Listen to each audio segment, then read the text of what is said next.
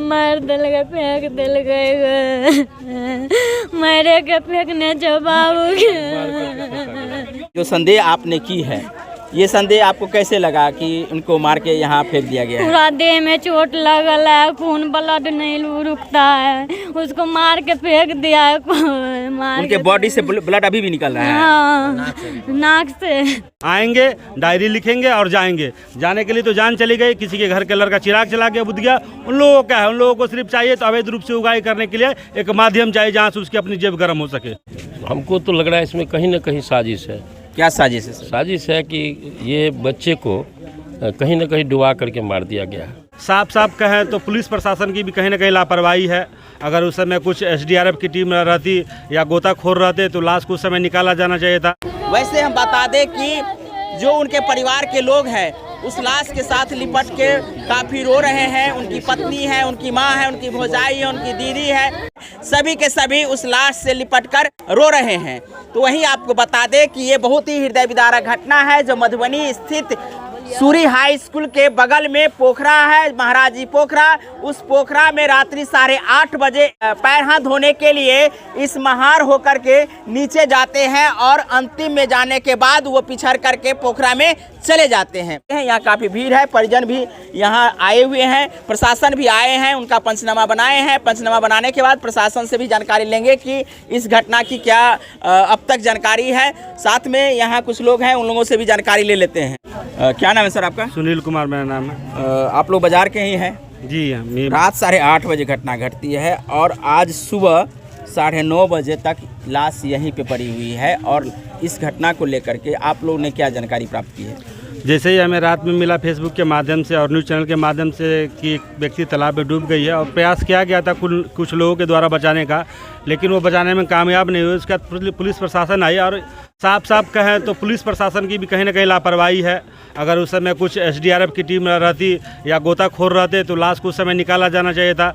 और रही बात सुबह में जब निकाला गया है तो किसी मलाह के द्वारा निकाला गया है, तो प्रशासन कहीं न कहीं प्रशासन के माध्यम से नहीं निकाला गया। जहाँ तक हमें जानकारी मिली है कि मतलब कुछ लोग बुलाए थे, मलाह के द्वारा बुलाया गया था और मलाह ही निकाले। तो प्रशासन कहीं न कहीं सोई हुई रहती है और प्रशासन का काम होता है कि अवैध रूप से उगाही करना। जहाँ पर किसी तरह से अगर हादसा होता है तो वहाँ पर वो हमेशा लेट विलम्ब पहुँचते हैं अपना खान पूर्ति करने के लिए। आएंगे, डायरी लिखेंगे और जाएंगे। जाने के लिए तो जान चली गई, किसी के घर के लड़का चिराग चला गया, बुझ गया। उन लोगों का है, उन लोगों को सिर्फ चाहिए तो अवैध रूप से उगाही करने के लिए एक माध्यम चाहिए जहाँ से उसकी अपनी जेब गर्म हो सके। तो आप देख सकते हैं, बता रहे हैं कि जो लाश रात में ही निकाल ली जानी चाहिए थी, वो अब तक प्रशासन के द्वारा किसी प्रकार से व्यवस्था नहीं किया गया। चाहे SDRF की टीम हो या गोताखोर हो, उनके माध्यम से यदि रात में प्रयास किया जाता तो निकल सकता था। क्या नाम है सर आपका? संजय कुमार महतो। रात 8:30 बजे घटना घटी, आए थे क्या? मालूम हुई है अभी सुबह में, तो हम तुरंत यहाँ पहुँचे हैं तो जानकारी मिली है कि ये महाराजगंज का बच्चा है और हमको तो लग रहा है इसमें कहीं न कहीं साजिश है। क्या साजिश है? साजिश है कि ये बच्चे को कहीं न कहीं डुबा करके मार दिया गया है। ऐसा कैसे कर सकते हैं सर? कैसे नहीं कह सकते हैं? एक बात बताइए कि अपने आप तो नहीं डूबेगा। यहाँ तो रात में स्नान करने तो बच्चे नहीं आएंगे तो सुबह में। तो ये हमको लग रहा है कहीं न कहीं इसको डुबा के मार दिया गया है। एक नए तरीका का खुलासा कर रहे हैं और बता रहे हैं कि उनके साथ में कुछ साजिश हो सकती है। तो क्या साजिश के रूप में कुछ जानकारी प्राप्त है? देखिए, इसके बारे में तो जांच के बाद ही पता चलेगा। ये काम पुलिस वालों का है और पुलिस वालों को निश्चित रूप से इसकी जांच करनी चाहिए और इसकी जिम्मेदारी सारी पुलिस प्रशासन की है। मैं एक जिम्मेवार यहाँ के नागरिक हूँ और मेरा मानना है कि पुलिस प्रशासन को तुरंत एक्शन लेना चाहिए। जबकि आप यहाँ आए और पत्रकारों ने इसकी जानकारी, टीवी मीडिया चैनल ने आपके माध्यम से इसकी जानकारी दी और तुरंत एक्शन लेना चाहिए। अगर यहाँ गोताखोरों की कमी है तो डीएम इसका स्पष्ट करे। हमें डीएम पर एक भरोसा है, क्योंकि लोग डीएम को जिला पदाधिकारी मानते हैं, उसकी भी जिम्मेवारी है और अनुमंडल पदाधिकारी की भी जिम्मेवारी है। तो हम एक निश्चित रूप से, मैं भारतीय चेतना पार्टी के राष्ट्रीय अध्यक्ष संजय कुमार महतो यह मांग करते हैं कि इसकी जिम्मेवारी, सारी कमियां हैं हमारे यहाँ और इन कमियों को अगर पुलिस प्रशासन नहीं सुधार किया गया तो मैं निश्चित रूप से इसके लिए पूरे पुलिस प्रशासन को जिम्मेदार मानूंगा। देख सकते हैं काफ़ी भीड़ है इस महार पर। आप देख सकते हैं जगह जगह से लोग, जैसे जैसे जानकारी लोगों को हो रही है यहाँ जुटते जा रहे हैं, भीड़ भी बढ़ती जा रही है। वैसे आपको बता दें कि इस घटना के संदर्भ में परिजन से बात करने का प्रयास करते हैं कि आखिर वो लोग क्या मांग करते हैं, उन लोगों की क्या जानकारी है। जैसे संजय जी बता रहे हैं कि साजिश भी हो सकती है। सुबह से जब से आए हैं तब से रोकती जा रही है, अब तो मिलने वाला है नहीं। फिर भी जानकारी लेना चाहते हैं कि आपको किसी प्रकार ये घटना जो है कैसे हो सकती है। हमको नहीं पता है, खाना दिले कोई मार दिल के फेंक दिल गए, मारे के फेंकने जवाब। तो आप देख सकते हैं कि एक अलग तरीका का बयान इनकी पत्नी भी दे रही है।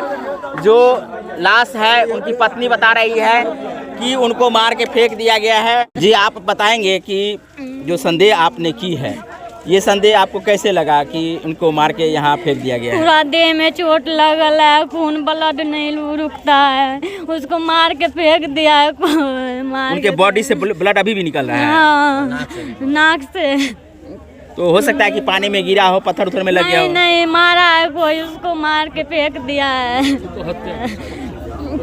क्या मांग करती है?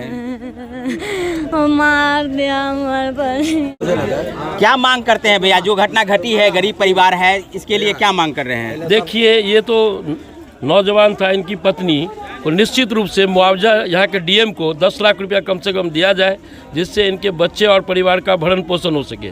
नहीं तो ये आने वाले समय में इस जिला पदाधिकारी के इस रवैये के खिलाफ हम तमाम लोग सड़कों पर उतरेंगे। और इनके जो कई कम उम्र के नौजवान हैं, जिनकी नई नई शादियां हुई है, इनके बच्चे छोटे छोटे हैं, इनके परिवार को निश्चित रूप से ये गरीब है और इनके परिवार को 10 लाख रुपया मुआवजा दिया जाए। मेरी मांग है, भारतीय चेतना पार्टी इस मांगों को जिला पदाधिकारी डीएम से मांग करती है।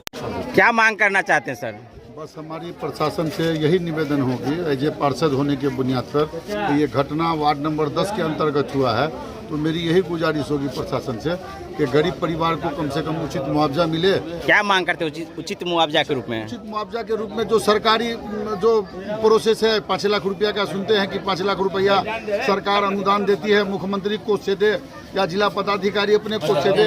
ये हम लोग डिमांड करते हैं कि परिवार गरीब परिवार है, गया था पाँव हाथ धोने के लिए, चापाकल की सुविधा नहीं थी, जिसके कारण तालाब में गया था पाँव हाथ धोने के लिए, फिसल गया, गिर गया और उसकी मृत्यु हो गई।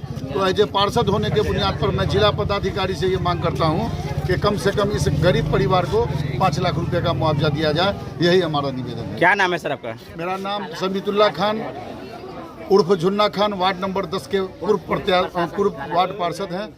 आज वर्तमान में हमारी पत्नी